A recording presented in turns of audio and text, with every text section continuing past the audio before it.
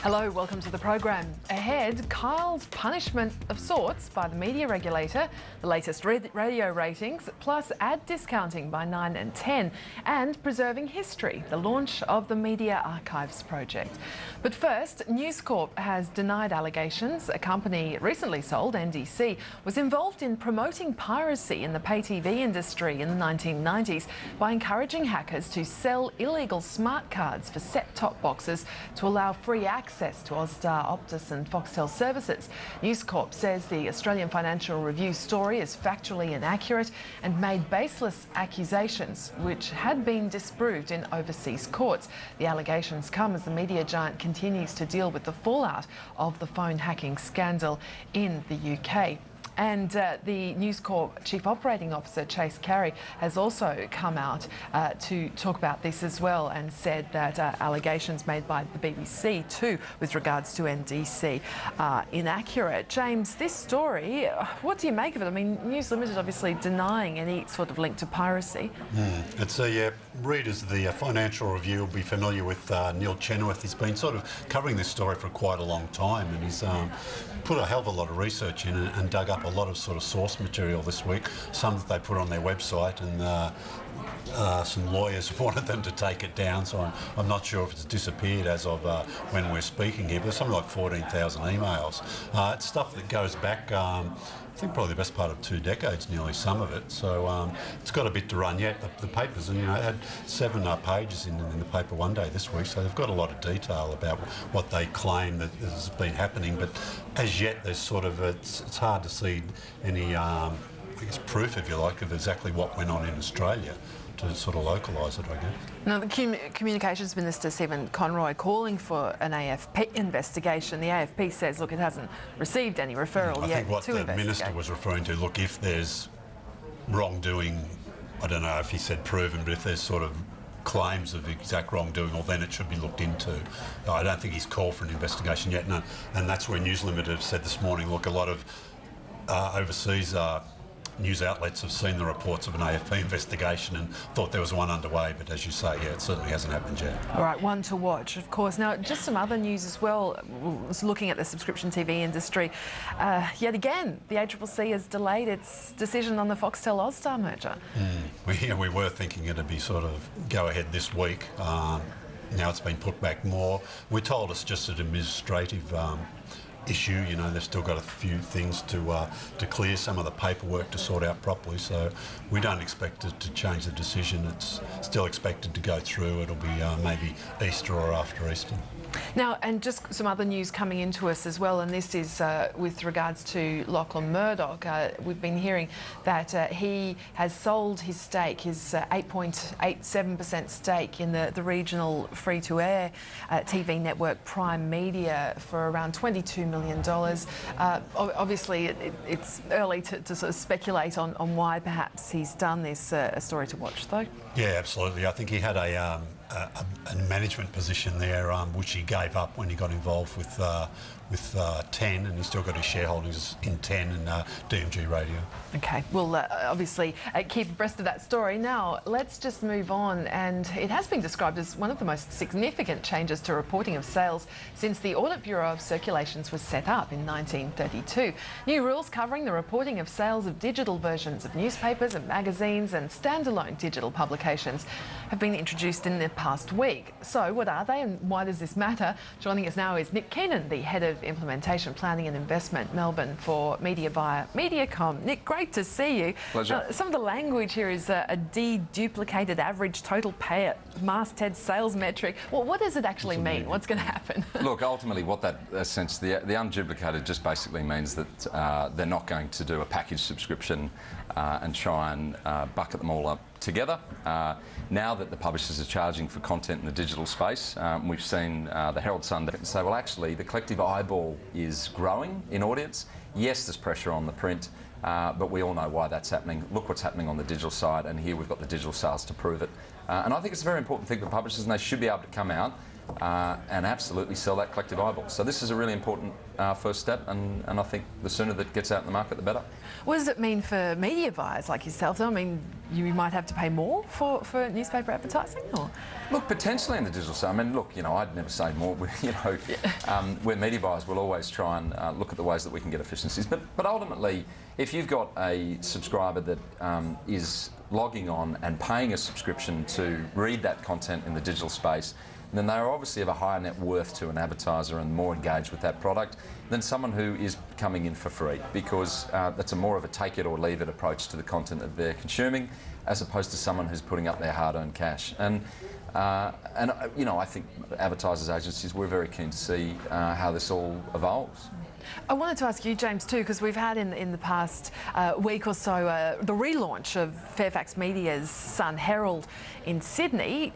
Now, there have been some pretty interesting headlines about this. Do you think Fairfax is really abandoning print for digital? Well, no, I sort of was a bit sceptical, but after I've been talking to the editor-in-chief and the editor, and they're explaining exactly what they're doing, it sort of starts to make a bit of sense. And Nick, it'd be good to get your thoughts on this. I mean, we've seen a couple of relaunches of the Fairfax Sydney Sunday paper over the last few years, but some thought, look, is it masking circulation declines, or are they really trying to, get rid of sort of unprofitable sales, lower their overheads, and Well, I mean, one of the most famous quotes from Geoffrey Cole, who was recently in the country, said if there's one thing that a publisher can do, 50% of its cost or thereabouts is through the printing and the distribution of the traditional format, which is the actual paper.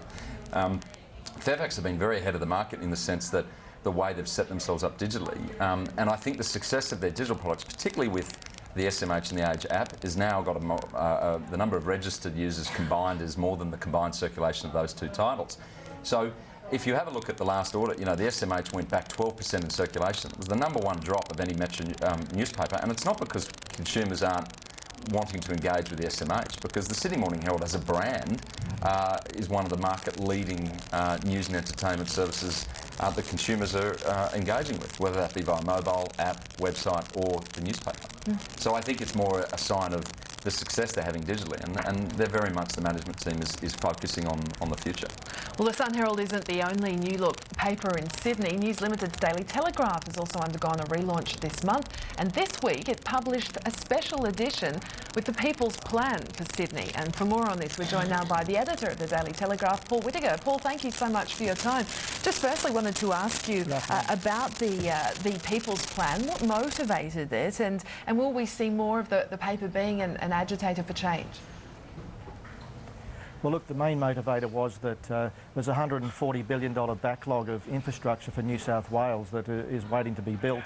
So we went to our readers and asked them 60 questions about the issues that most affect how they work, live, travel and play. And overwhelmingly the biggest issue was road congestion.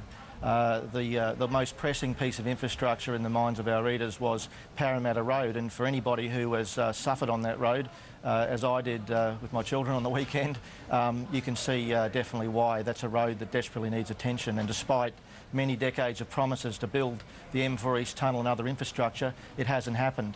So we took the readers' response and we formed our own cabinet of experts across all disciplines and tried to come up with some fresh thinking about how we could perhaps build a lot of this infrastructure. Obviously there's serious challenges for the federal and state governments in terms of their fiscal position, and private investment will be a very big part of that as well.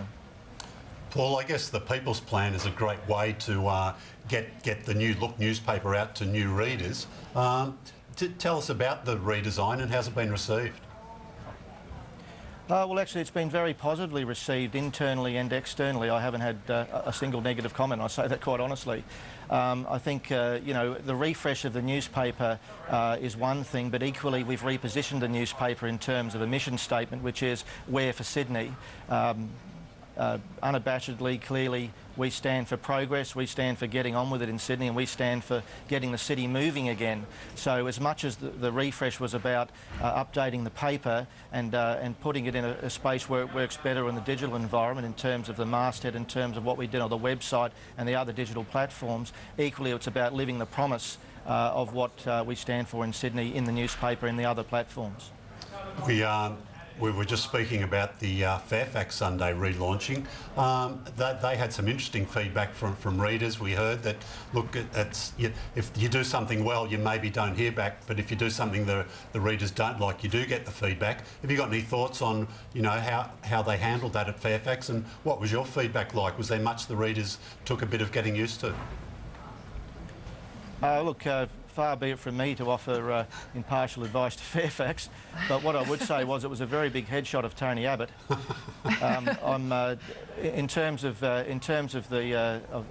Sun Herald, I'll leave that for them. But what I would say about the Telegraph is that what we did effectively was refresh the newspaper in terms of putting the masthead in a position where it works much better in the digital space and updating it. There hadn't been a significant update of the masthead or the design of the newspaper since 1995. It's a whole new fresh range of palette of colours. A new font inside. We've been using Franklin Gothic. I won't bore your viewers with the technical details, but that's 110 years old, and we've gone for Antenna inside, which is 5 years old, a much more modern looking font. And equally on the front of the paper, though, we've still maintained very much the heritage and tradition of the Daily Telegraph. In the website and on the other platforms, we've changed the masthead to reflect the same font that you'll see in the newspaper, so it works in a much more contemporary and seamless way. Just got to ask you too, Paul, about the digital future. I know you've said that there's a revamp in the pipeline for the Daily Telegraph's mobile site as well. You are yet to separate your premium content and put it behind any kind of paywall. Are you monitoring the Herald Sun's progress on this, and what's the outlook for the Daily Telegraph in terms of any kind of freemium model? Well, look, absolutely. The Australian's been in the paid environment and has had some initial success, and equally the Herald Sun is just going to that space, so we're obviously monitoring that very closely. In terms of when we go, obviously a lot of that depends on some of the learnings with the Herald Sun. They have a very big AFL franchise, we have a big NRL and other sports franchise, and that will very much form part of that. Our M site has actually been in the market for a number of weeks and has been very well received. Our digital traffic is up year on year quite significantly, but equally I'd make one point about print. If I was Fairfax, I'd be looking for another measure to count my numbers, because their print numbers are so terrible. I mean, the Daily Telegraph Saturday edition is actually growing, only small but growing year on year, and that defies every trend in Australia and the world.